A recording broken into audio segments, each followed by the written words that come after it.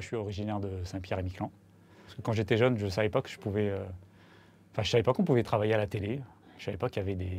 Enfin, je pensais qu'il y avait des gens qui travaillaient derrière, mais pour moi, c'était pas accessible. Je me suis jamais dit, tiens, je vais travailler à la télé. C'est juste une opportunité, c'est une chance. Voilà, j'ai fini mes études, j'ai eu un bac +2 en génie électrique. Ils cherchaient des techniciens à RFO, donc j'ai postulé. Et puis une fois dans la boîte, ben, voilà, on découvre tous les métiers, les réalisateurs, les monteurs, les preneurs de son, les caméramans. Enfin, il y a tellement de métiers. Et après, ben, j'ai été mordu au montage pendant quelques années, quand même 12 ans. J'ai fait du montage. Et ce métier-là, le métier de monteur, je trouve que c'était tellement génial parce que tous les jours, on produit un truc vraiment unique. Et après, j'ai eu la chance de pouvoir partir sur le terrain donc, pour faire journaliste. Mais vraiment, il n'y a rien qui me prédestinait à devenir, à travailler à la télévision, quoi. J'ai réfléchi un bon moment à cette question sur quels sont les moments marquants de ma carrière, entre guillemets. Il y en a tellement, enfin, je ne pense pas que je peux choisir un moment, c'est pas possible. C'est une multitude de reportages, c'est une multitude de rencontres. Enfin, si on regarde, ça fait presque 20 ans, plus de 20 ans que je travaille à la télé. C'est presque un sujet par jour, donc c'est autant de gens rencontrés. Mais après, forcément, il y a des moments qui vont nous marquer plus. Alors, j'avais réfléchi à...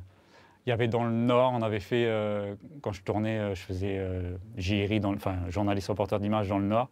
On avait fait une série de portraits de personnes âgées, de figures qui ont marqué le Nord, qui ont fait une histoire. Et donc pendant une semaine, on a diffusé un portrait d'une personne. Donc on avait 5 portraits à faire.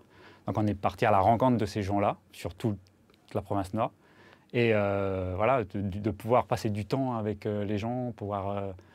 les écouter sur leurs histoires de vie, c'est vraiment un moment privilégié pour nous.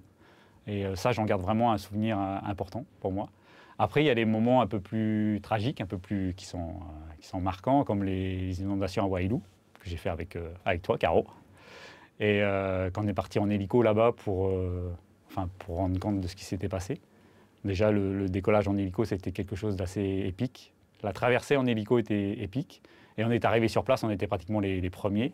Et, les hélicos de la sécurité civile, ils n'étaient pas encore là. Donc nous, on est arrivés, on a assisté quand même à ces premiers instants qui étaient assez prenants.